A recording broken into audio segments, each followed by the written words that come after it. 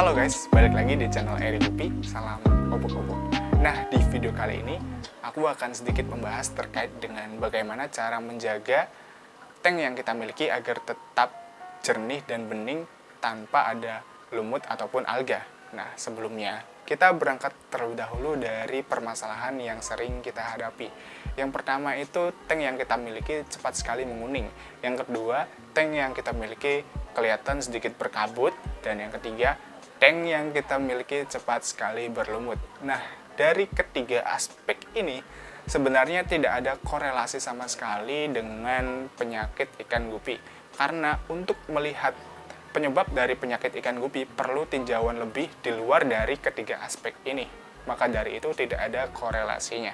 Yang menjadi permasalahan di sini adalah ketika kita memandang ikan gupi yang kita miliki lalu terhalangi oleh sebuah noda kuning yang disebabkan oleh lumut mungkin.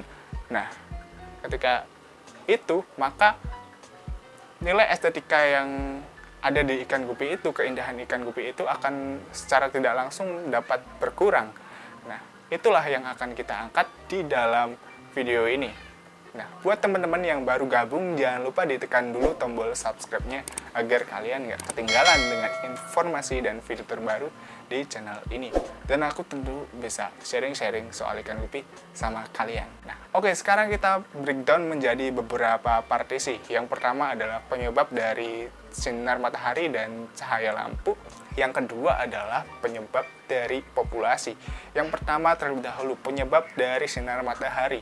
Untuk sinar matahari ini ketika kita menyimpan tank yang kita miliki itu di luar ruangan ataupun di outdoor, sehingga sinar matahari itu akan terpapar langsung ke dalam tank yang kita miliki, lalu itu akan mempercepat pertumbuhan dari alga ataupun lumut yang ada di dalam air tersebut.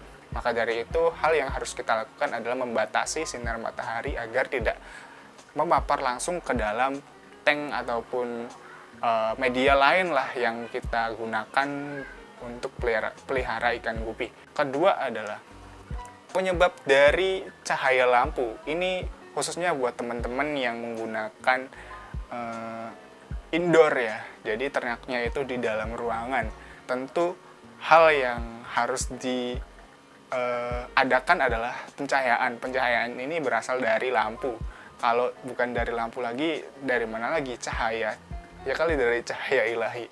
Nah, maka dari itu lampu ini harus dilihat terlebih dahulu berapa lama lampu itu diaktifkan dalam 24 jam. Jangan sampai lampu ini 24 jam dinyalain terus, karena selain boros itu juga akan mempercepat pertumbuhan alga ataupun lumut. Harapannya adalah gunakan lampu secukupnya aja sesuai apa yang kita butuhkan. Jadi jangan terlalu lama untuk penggunaan lampunya, secukupnya aja teman-teman. Lalu untuk lampu ini melihat dari jarak lampu dengan media kita. Kalau di sini aku bahas lebih ke tank, jadi jarak lampu antara tank itu jangan terlalu dekat.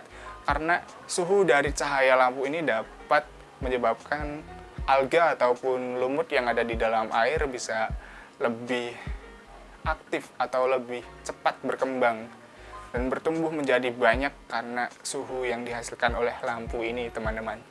Nah, maka dari itu faktor yang berasal dari sinar matahari dan cahaya lampu. Yang terakhir ada populasi. Populasi ini harus benar-benar diatur ikan yang ada di dalam tank tersebut atau media tersebut jangan terlalu banyak, karena ketika terlalu banyak kotoran pun akan semakin cepat menumpuk dan akhirnya kotoran ini semakin terurai, lalu ada partikel-partikel dari kotoran tersebut yang menempel di dinding-dinding akuarium dan menyebabkan akuarium itu kelihatan sedikit berkabut. Nah, jadi seperti itu teman-teman. Pokoknya harus diatur populasi yang ada di dalam tank tersebut. Nah, setelah permasalahan tersebut terjadi, aku akan give the solution about the problem. Jadi yang pertama itu aku biasa kasih pembersih. Di sini pembersih yang aku pakai adalah keong dan ikan. Untuk keong sendiri aku pakai dua, keong tanduk dan keong red ram's horn snail. Nah, untuk keong red ram's horn snail ini aku dapat dari teman, dan sekarang keongnya semakin banyak karena dapat berkembang biak di air tawar. Untuk keong tanduk ini aku dapat beli dari kios ikan, harganya sekitar 3.000 sampai 4.000 rupiah satu ekornya. Dan keong ini nggak bisa berkembang biak di air tawar, sehingga keong ini ketika mati ya kita harus beli lagi.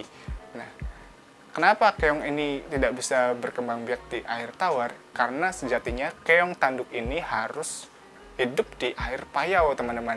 Maka dari itu, keong ini mempunyai value atau nilai jual yang di atas dari keong red ramshorn snail, karena keong red ramshorn ini bisa berkembang biak secara cepat dan massal juga. Karena aku juga dulunya itu cuma satu, sekarang udah banyak. Nah, jadi seperti itu.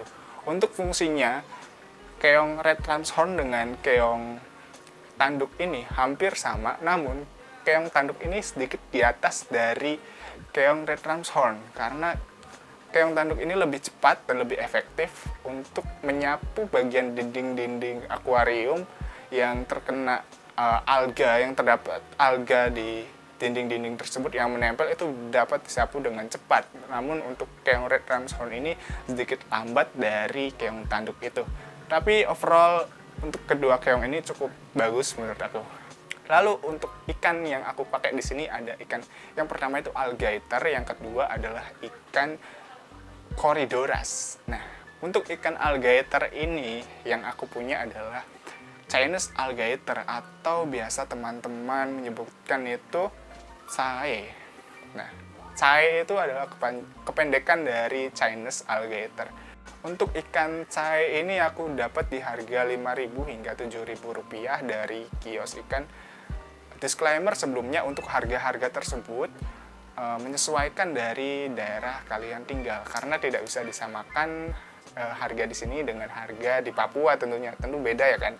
Lalu ikan corydoras ini aku dapat di harga 5.000 sampai 6.000 rupiah. Nah, yang aku punya ini jenisnya itu jenis army. Nah, komparasi antara keduanya dari corydoras dengan ikan alligator ini sebenarnya ada perbedaan yang cukup signifikan dari segi fungsinya masing-masing. Untuk ikan Chinese alligator ini, dia lebih efektif dalam menyapu kotoran atau alga yang ada di akuarium. Sedangkan untuk corydoras itu agak di bawah performanya untuk menyapu kotoran atau alga yang ada di akuarium tersebut. Jadi di sini alligator lebih bagus. Nah, kemudian untuk segi makan dari alligator ini lebih spesifik. Jadi alligator itu lebih makan ke arah, ya udah, dia pure makan di alga-alga yang ada di akuarium tersebut. Sedikit sekali dia memakan artemia ataupun makan bekas ikan, itu sedikit sekali, teman-teman. Nah, di sini bisa dilihat karena aku pernah mencoba sebuah ikan alligator, aku taruh di akuarium yang benar-benar bersih, tetapi di situ ada ikan gupinya dan aku tetap kasih makan ikan gupinya pakai artemia dan pelet. Lalu ikan alligator ini semakin hari semakin mengecil karena ternyata tidak ada makanan. Makanan pokok dia kan adalah sebuah alga. Nah, di situ tidak tersedia. Maka dari itu dia semakin hari semakin mengecil dan akhirnya mati. Nah, bisa dipastikan alligator ini sangat sejati sekali untuk memakan alga seutuhnya. Untuk corydoras ini dia agak sedikit pemalas dibandingkan dengan alligator. Corydoras lebih istilahnya dia itu doyan dengan pakan-pakan ikan gupi. Contohnya seperti ketika kita memberikan ikan gupi dengan artemia, corydoras ini bahkan bisa berebut dengan ikan gupi. Nah, menurutku itu adalah poin minus dari fungsi ikan corydoras ini. Selain kurang begitu bersih, ikan ini juga rakus terhadap makan artemia kita, teman-teman. Nah, bisa jadi pertimbangan buat teman-teman semua. Setelah keong dan ikan, hal yang selanjutnya adalah kita harus ada filter. Filter ini bertujuan untuk memfiltrasi air yang ada di dalam tank. Nah, kemudian filter juga bisa menjadi tempat untuk bakteri baik yang ada di dalam air. Bakteri baik ini sejatinya tumbuh secara alami ya teman-teman, nggak harus kita dikasih probiotik. Namun di sini aku untuk mempercepat pengadaan bakteri baik di dalam air, aku menggunakan probiotik.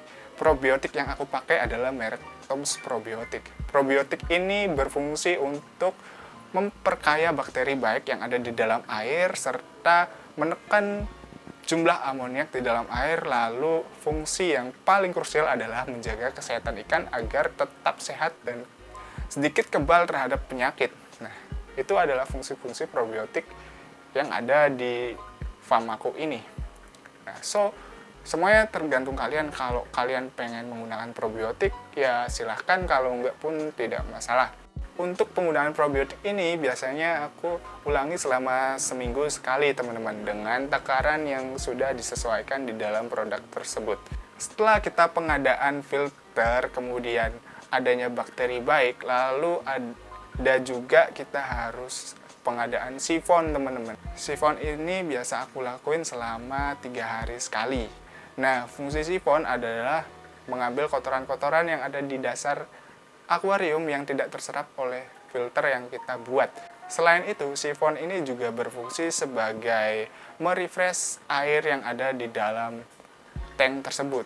Pembaharuan air, kemudian ikan juga akan lebih sehat dan segar tentunya ketika kita melaksanakan kegiatan sifon ini.